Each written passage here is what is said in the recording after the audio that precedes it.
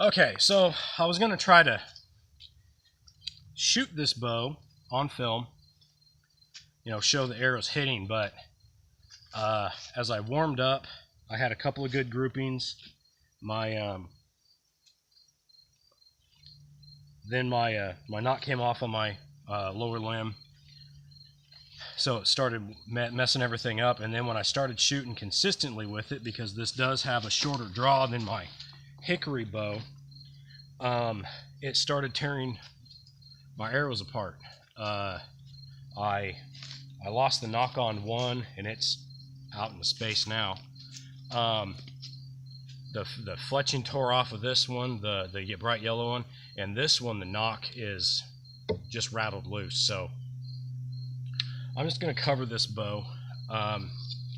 It is my most accurate bow. It is a lot more accurate, or I'm more accurate with it than even the hickory. There's a lot of damage right here on this stump where I've been hitting consistently. Sometimes I'll hit all three, but they've been bouncing off because of the these field tips are so worn out that they're just not penetrating this hardwood stump here. But this bow is at max draw 45 pounds, and it hits so hard. Like I said, it's actually tearing these arrows up. They've been ripping, when they don't sink in, they've been ripping chunks out of the stump. I shoot this bow kind of a cross between, well, I guess kind of like an Apache style. When you get into this stuff, you kind of reinvent the wheel. When I had these short bows, I just kind of found myself aiming kind of like this, and I was kind of aiming down my thumb and across my index finger here. I was actually just kind of out of reflex using my index finger as a shooting shelf, and it turns out that was actually the way I believe it was the Apache and maybe even the Comanche shot their arrows out of their bows.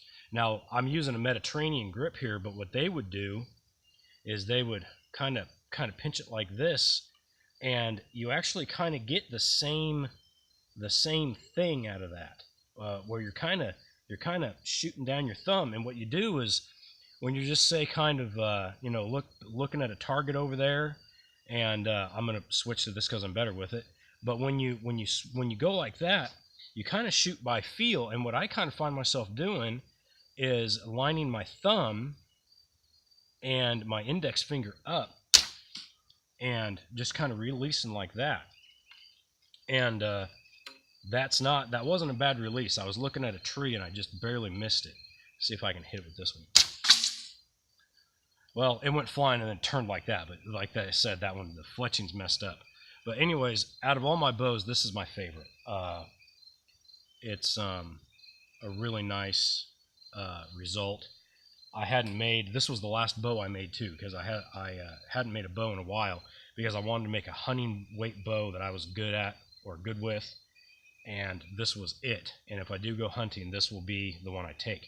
The belly's been scorched, it's been heated and greased like my hickory bow, and it's just a great little bow. It's about 50 inches from tip to tip, 48 inches from knock to knock, if I didn't mention that, and its max draw is about 21 inches. I don't bother taking it past that. At about 20 inches, it's about 45 pounds. So I pull it back to about there, and that's what I shoot with, and I can hit an 8-inch group at 20 yards with it. So where we're planning on going hunting, we can definitely catch some deer along a very well-used trail, and this is the one I'm going to take. But anyways, I really love these little self bows. They're great hobby to get into, if you want to, because it doesn't cost a lot. You can make one of these with, a machete or a good, like, I'd say larger survival knife, you know, in that larger deal, because it kind of helps to have a little bit of weight.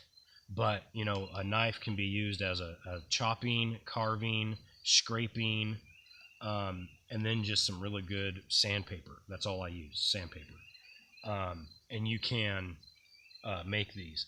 A secondary knife is nice too, but you can, you know, just a folding pocket knife would work just fine. But I've actually crafted bows just, you know, with like say a K-bar, like I'm currently using. But I've also made them with like a Gerber, I made one with like a Bear Grylls and a Gerber strong arm. So you know, you don't need a huge knife. Oh, I've also made one with a Condor bush lore. So just something about like that, something about with a 4-inch blade, something, you know, that you can kind of lever on just a little bit, and that's just a little bit beefy.